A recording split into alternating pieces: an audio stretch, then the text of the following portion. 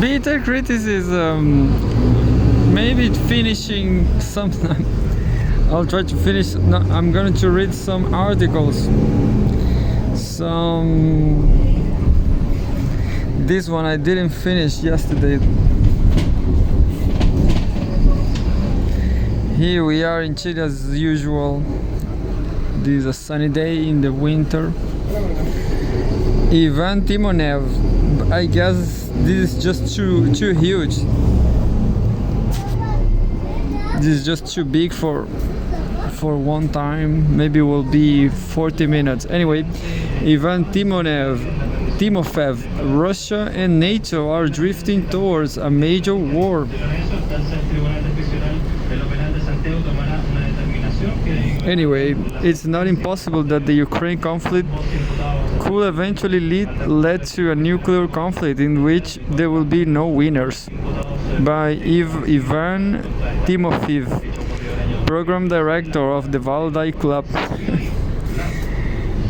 You know, I had this idea of putting on my Facebook account Valdai Clubber, a member of the Valdai Club, whatever. I'm gonna research about this club. I guess it's a club of discussion. That would be great, a great club for me. File photo. Russian servicemen practice assault techniques on an enemy stronghold amid Russia's military operation in Ukraine.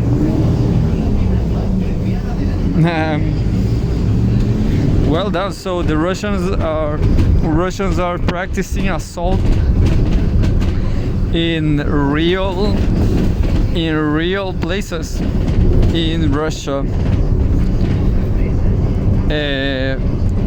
It is possible that in real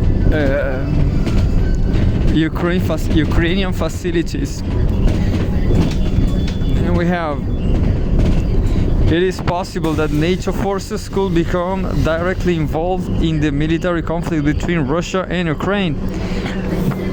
Until recently, such a question seemed very hypothetical, given the high risks of escalation of the military confrontation between the US-led bloc and Russia into a large-scale armed conflict. But this scenario should be taken seriously now. The direct participation of individual countries or the entire bloc in hostilities could gradually spiral out of control. Crossing red lines can lead to the belief that there will be no consequences for engaging in war. The result of such movements can manifest itself as an unexpected movement and lead to a much more dangerous situation than the current one. Strictly speaking, NATO countries have long been involved in the conflict. This takes several forms.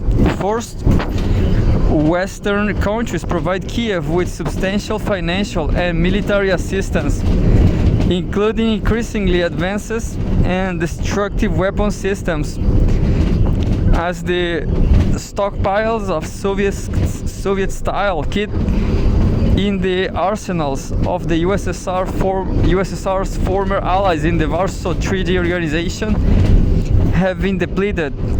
The Ukrainian army is receiving more Western systems and ammunition. So far,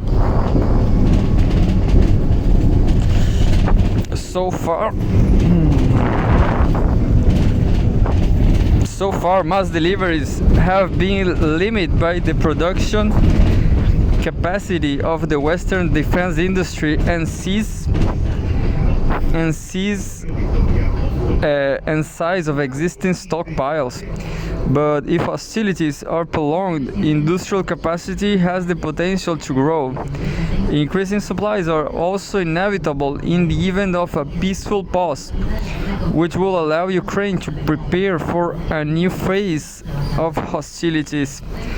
Russia can hardly hope that the West lacks the political will and resources to increase support for Kiev. Moscow appears to be preparing for the worst-case scenario, namely a steady increase in substantial and long-term military assistance to Ukraine. In addition to the supply of arms and ammunition, this aid includes the training of personnel, help with the development of military industry and infrastructure, and the reimbursement of expenses in other areas that allow Ukraine to focus its resources to the defense sector. I guess I've read this one. Fyodor Lukyanov, Russia needs to explain its red lines to the West. Fyodor Lukyanov is my articulist, is my columnist. Second, Ukraine receives expensive Western support in the form of intelligence, including technical data from satellites, radars, recognized aircraft, etc. The information received enables a wide range of operations, from scoping the theater of operations to the identification of specific targets. Data providers can be selective in granting the Ukrainian side access, but its use of military operations against Russia is not in doubt. Third, military specialists who are citizens of NATO countries are involved in combat operations. Their role does not always appear to be official. They may be volunteers or simply mercenaries whose participation the authorities of their countries turn a blind eye to. Russian estimates put their number around 2,000 in October 2023. Whether that is accurate or not, it's clear that foreigners are fighting on Ukraine's side, that their participation is systematic rather than accidental.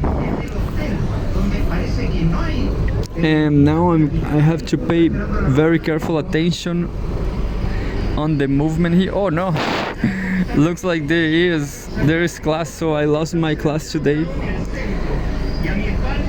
I'm not sure what's going on. Yeah, so maybe I lost a test exam, a test day. So sad for me. Anyway.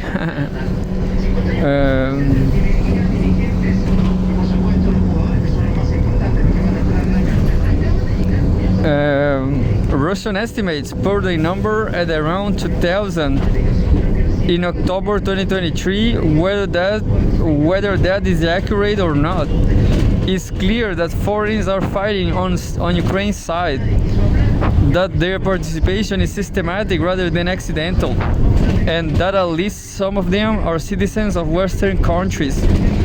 Their involvement has not yet created an excessive risk of direct military confrontation between Russia and NATO. For Kiev's Western partners, the sluggish pace of the conflict allows them to gradually improve the quality of their support for Ukraine.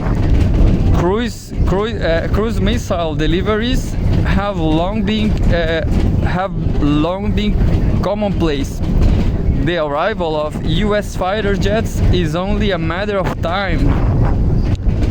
The Russian army is grinding down the Western equipment that arrives, but foreign supplies to Ukraine also require a concentration of resources on the Russian side.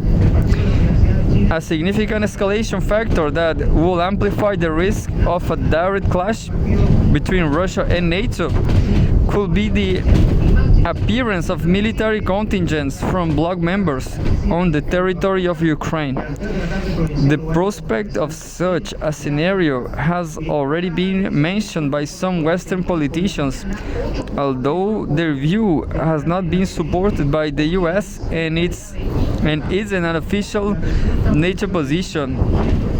A number of the bloc's leaders have distanced themselves from supporting the idea of sending troops to Ukraine.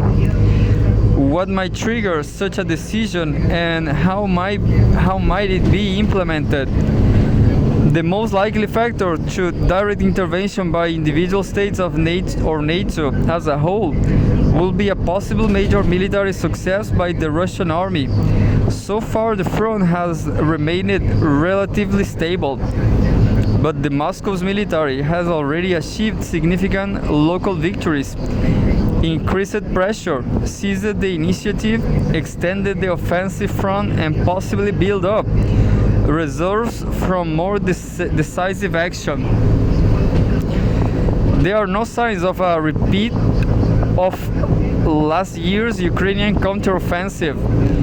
Kiev is reportedly short of ammunition, although this shortfall could be filled in the future by external supplies. Periodic attacks on Russian territory with cruise missiles, drones and artillery cause damage and casualties, but do not disrupt the stability of the front. Moreover, such strikes embolden Russia's determination to create buffer zones, that is, territories from which Kiev will not be able to attack targets in Russian regions.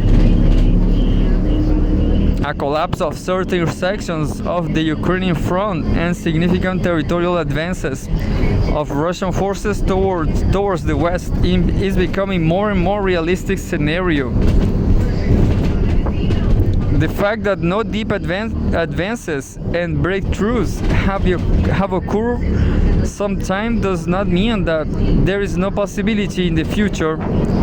On the contrary, tire probability is increasing due to the army's experience in combat. The supply of the military-industrial complex to the front, losses on the Ukrainian side, delays in the delivery of Western equipment, and so on. The Russian army's ability to make such advances and breakthroughs is also increasing. A catastrophic scenario for individual Ukrainian groups is not predetermined, but it is probable. A major breakthrough on the Russian army towards Kharkov, Odessa, or another major city could become a serious trigger for NATO countries to introduce the question of intervention in the conflict into practical terms. Several such breakthroughs, simultaneous or successive, will inevitably raise the issue. Here, individual countries and the bloc as a whole face a strategic fork in the road. The first option is not to intervene and to support Ukraine only with military equipment, money and volunteers. Perhaps to admit defeat and try to minimize the damage through negotiations, thereby preventing an even greater catastrophe. The second option is to radically change the approach to involvement in the conflict and allow direct intervention.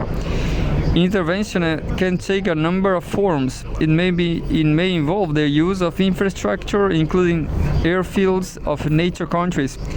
It could mean the mass deployment of certain communications and engineering units and air defense systems, while avoiding their presence on the front line. An even more radical scenario is the deployment of contingent of certain NATO countries on the border between Ukraine and Belarus. Finally, an even more radical option is the deployment of military contingents from NATO countries on the front line, which will probably be categorically unacceptable to the bloc. Each of these scenarios involves a direct clash between Russian and NATO forces. Such a situation will inevitably raise the question of deeper bloc involvement and, in the longer term, the transfer of military conflict to other areas of contact with Russia, including the Baltic region. And at this stage, will be even more difficult to stop the escalation. The more losses both sides suffer, the more the maelstrom of hostilities will grow, and the closer they will come to the threshold of using nuclear weapons. And there will be no winners. These are all hypothetical options, but they need to be considered now. After all, not so long ago, such significant military deliveries to Ukraine seemed unlikely to anyone, as much as the conflict itself. 3 years ago, now it is an everyday reality. The dangers of moving towards a major war between Russia and NATO should be taken seriously. This article was first published by Valdai Discussion Club. I like it. Valdai Discussion Club. I'm gonna print this to investigate about this club. I want to be a member of this club.